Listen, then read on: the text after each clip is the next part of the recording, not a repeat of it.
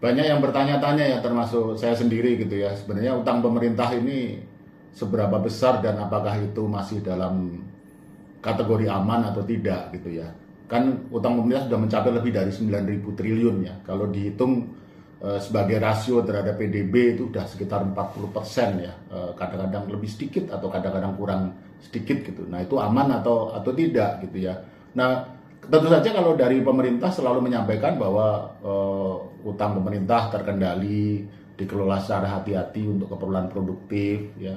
Negara lain banyak yang rasio utang terhadap PDB-nya lebih besar, ya itu benar begitu ya. Jadi misalkan Jepang tuh rasio utang pemerintahnya terhadap PDB itu lebih dari 250% gitu ya. Amerika Serikat juga demikian ya, sekitar 120-an persen gitu terhadap PDB. Nah, kita baru 40%, jadi nggak usah khawatir, kurang lebih kan seperti itu. Nah, apakah benar demikian?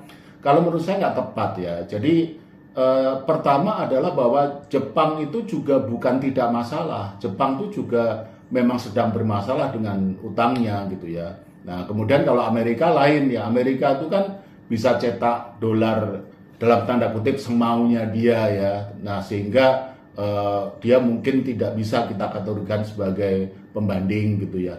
Nah, sebenarnya ada satu indikator yang dengan sangat baik mencerminkan apakah utang ini aman atau tidak. Tapi itu jarang diketahui publik, dalam arti bukan tidak dipublikasi, ya dipublikasi tapi jarang mendapat perhatian.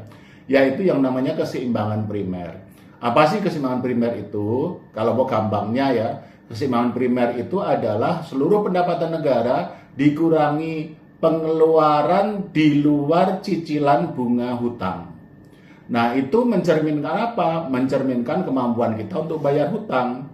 Nah, baru saja diumumkan bahwa keseimbangan primer kita itu defisit 82 triliun. Apa artinya kalau keseimbangan primer ini defisit? Artinya untuk membayar cicilan bunga hutang, kita harus mengambil hutang baru.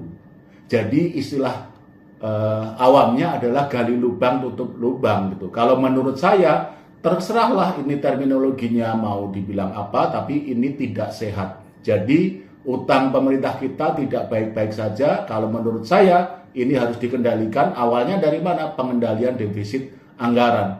Bagaimana caranya mengendalikan defisit anggaran? Ya kalau mau gampangnya ya pendapatan mesti ditingkatkan. Kalau tidak, belanjanya mesti lebih bisa dikendalikan supaya defisit anggaran bisa lebih terkendali, utang pemerintah bisa terkendali, dan keseimbangan primer itu bisa kembali positif seperti yang dulu ditargetkan. Karena sebenarnya pemerintah pernah menargetkan paling tidak pada tahun 2020 keseimbangan primer kita akan positif, tidak gali lubang tutup lubang, tapi kemudian kena COVID. Jadi kita jangan terus kemudian memberikan narasi yang meyakinkan publik bahwa kita sebenarnya tidak masalah dengan, kita punya masalah dengan utang pemerintah dan sebaiknya dikendalikan.